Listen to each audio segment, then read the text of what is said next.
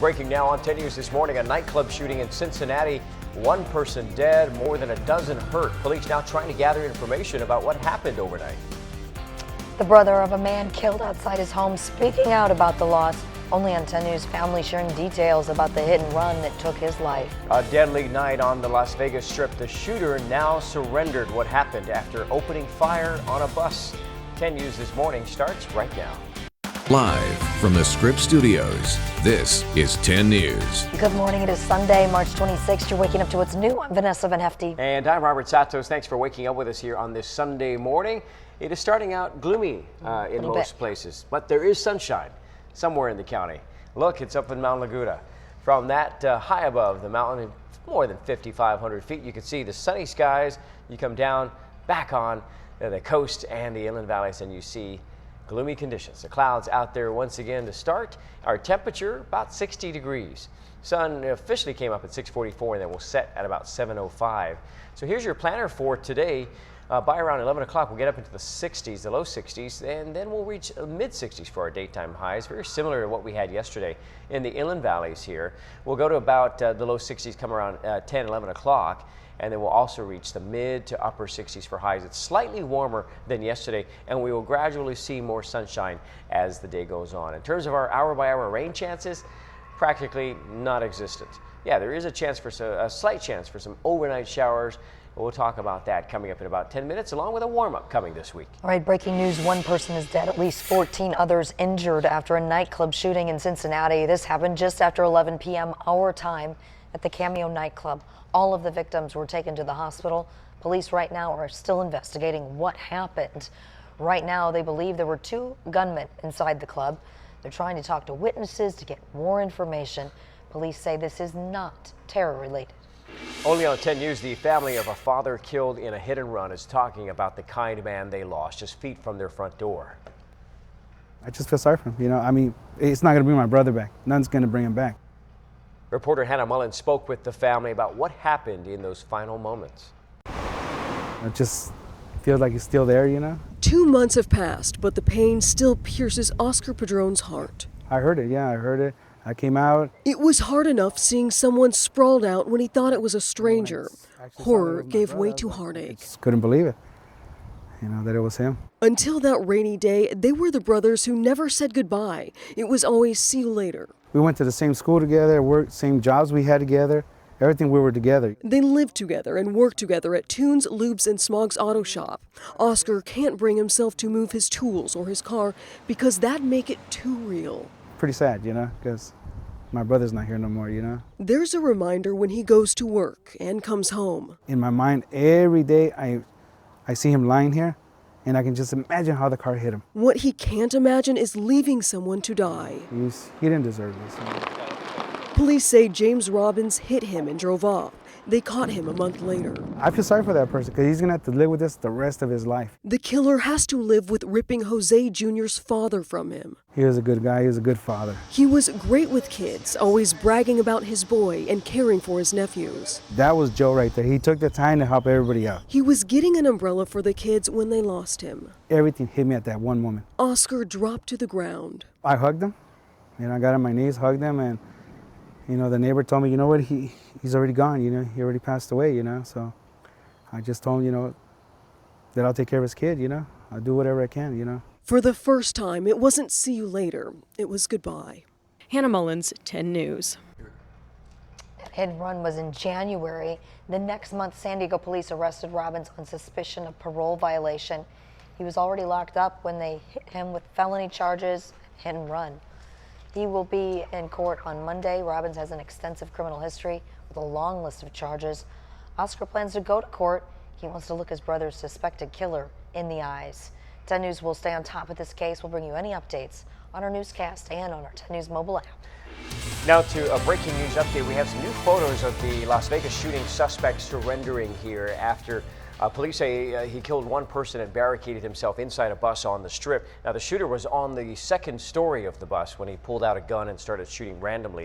You could see people moving away from that area. One person was killed, another taken to the hospital. He stayed in the bus, according to police, and continued to fire. After several hours, police took him into custody. They're now saying that he likely has mental issues. Now to a crime alert in the East County. The Sheriff's Department says a man was walking with his pregnant wife and his 2-year-old child along Elkleton Boulevard in Spring Valley when 3 men attacked them. One of the men hit the father in the head with a drainage cover. At some point, 2 of the men were cut with something sharp. The dad and 2 of the attackers were taken to the hospital. The 3rd man was detained. Some new developments now this morning on the desperate search for the teen believed to be kidnapped by her teacher. ABC's Eva Pilgrim explains how the 2 were secretly communicating before the alleged kidnapping. This morning, authorities shedding new light on how a 15-year-old and her former teacher were communicating just days before he allegedly kidnapped her. The pair allegedly leaving email messages through a computer at their school. They would save the message or let it save as a draft. The other person would log in, read the message, and then delete it. Law enforcement say they uncovered deleted messages between 15-year-old Elizabeth Thomas and her teacher, 50-year-old Tad Cummins. Messages investigators say show a romantic relationship. Authorities saying he also researched other ways to communicate, looking up if it was secure to send messages through apps like Instagram, as well as specific encrypted texting apps. She never named him by name. She told me that she had met this guy and that she was talking about him and she seemed really happy. But Ashley Riggin says while she thought Elizabeth's boyfriend was older, she never imagined he was 50. This little girl is in danger and in more danger every minute that passes. Chandler Anderson worked with Cummins in a hospital. He says the teacher didn't handle authority well. He thinks that his opinions are the only ones that matter. So where does he go? He goes to a classroom where he has a captive audience of 30 to 35 children, and none of them can object to what he's saying because he's a teacher. It's been nearly 2 weeks since investigators say Cummins kidnapped the teen. A nationwide alert in place, but after hundreds of tips, still no sign of the pair. Let her go. That's all anyone here wants. We just want her back home because that's where she needs to be. That was ABC's Eva Pilgrim. Both had previously denied any relationship. Investigators say they have no idea where the 2 could be this morning. They believe they are avoiding public places. President Trump and his team are regrouping after Friday's failed health care vote. You see the tweet there that the president tweeted, Obamacare will explode and we will all get together and piece together a great health care plan for the people. Don't worry. Vice President Mike Pence rallying the troops in West Virginia at a listening session with some small business owners. Will end the Obamacare nightmare and give the American people the world-class health care that they deserve. But the future of Republicans' efforts to repeal the law is uncertain. So far, there is no quick fix that's agreeable to all sides. Republicans in Congress have not said what their move is likely to be, but the Trump administration says it's moving on now to tax reform. New video of a Southern California rally for President Donald Trump turning very violent. About 2,000 supporters clashed with a small group of protesters. This is in Huntington Beach. A woman was punched in the face by a man. People were pepper sprayed, more violence breaking out there, you can see. Demonstrators on both sides said many of them just wanted to have a dialogue. There's been so many demonstrations against Trump or against the administration that I thought it was important, especially for California because it's so liberal, to show that not everybody is that way. There are conservatives. We all have the right to come out here and speak our mind, and that's what America's all about. Despite all the violence, there was some unity between the crowd. Some protesters and supporters were seen having civil discussions, some even hugging.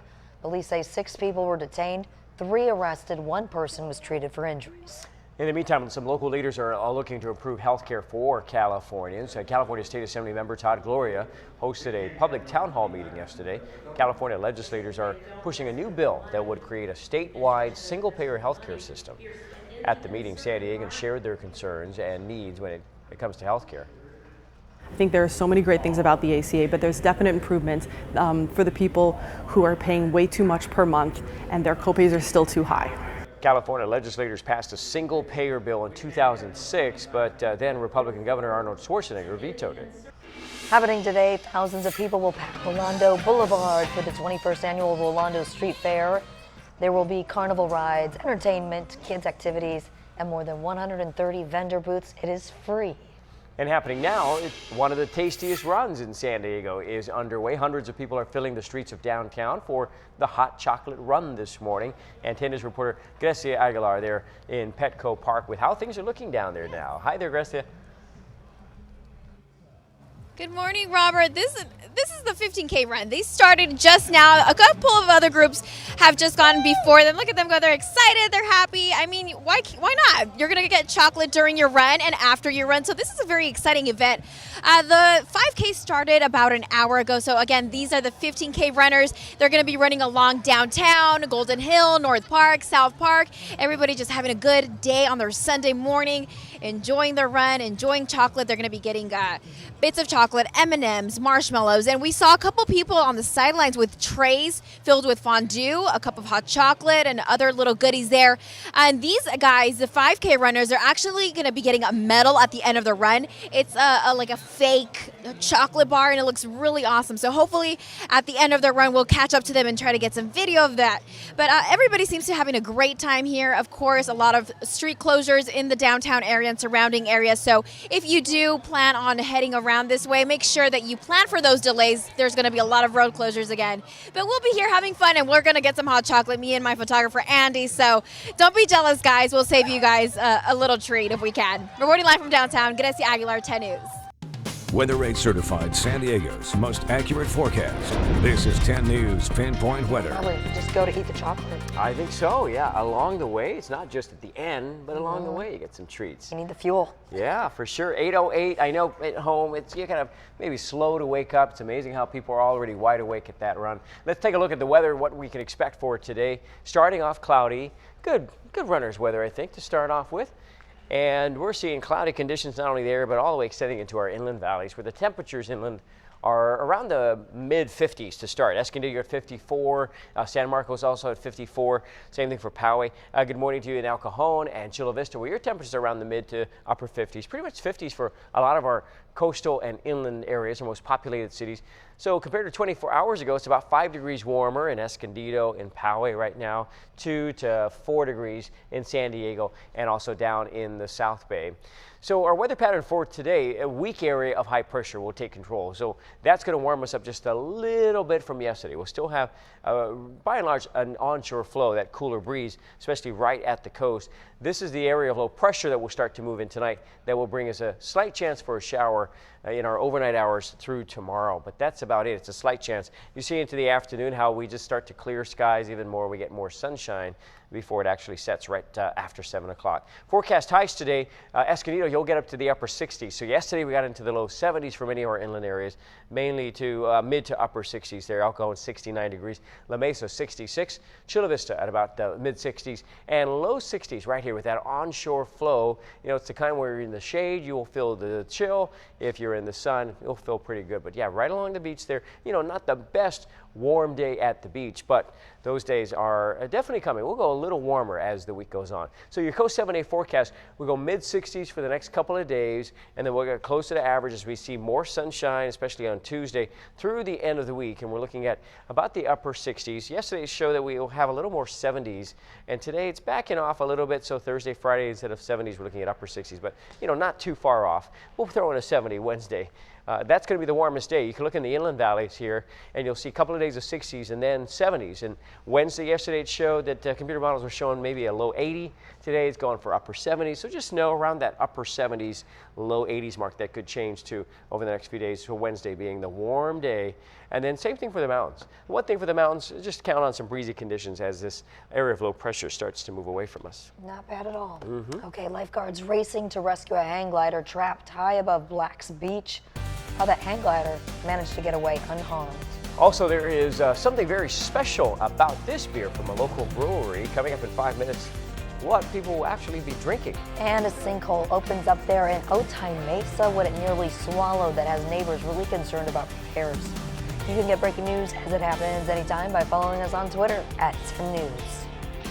10 News this morning, connecting you to the news your family needs to start the day. Because if the Republicans' plan goes through, Planned Parenthood would be defunded. And as people wait for their tax returns, someone in the East County is stealing mail. Showing you the floor of the House on Capitol Hill. I knew the words, so I was like really happy, and I just tried to not rush it. 10 News this morning. Stories that matter.